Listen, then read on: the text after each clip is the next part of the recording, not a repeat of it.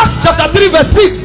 Peter was going to the place of prayer, and he found a man impotent in his feet. And the man asked every other person who entered the temple, because that's what he does. When he came to Peter and John, they showed up, and Peter walked, and the man asked them for alms, and Peter said, look on us. And the man looked on them, and Peter now went further to speak. He said, silver and gold have I not.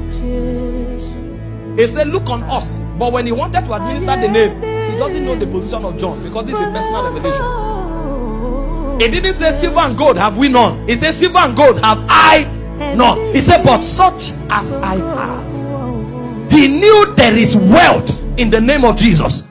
He knew that you could compare the name of Jesus with silver and gold. What do you know about the name of Jesus? Somebody is asking you for money. You say, I don't have money, but in the name of Jesus. Oh God, when did the name of Jesus become an exchange? The name of Jesus is actually an exchange, and it is worth more than every other legal tender.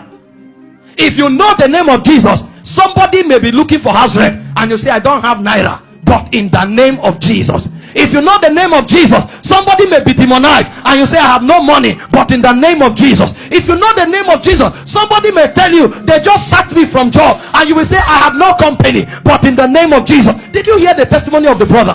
He was working with the British High Commission. They sacked him, cancelled his contract. He came to me, I have nobody to call.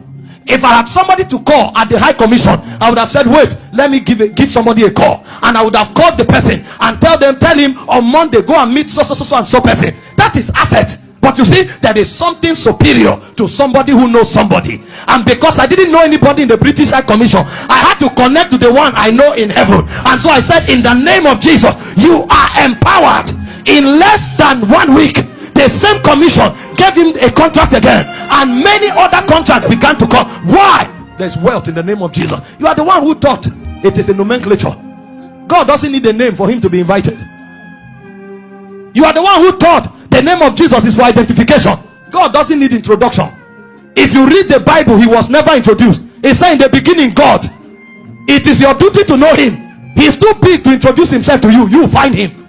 So you don't introduce God. God is self-introduced, because all things were made by him, and without him was there nothing made that was made. In him was life, and the life was the light of men. So every man in this world knows something about God.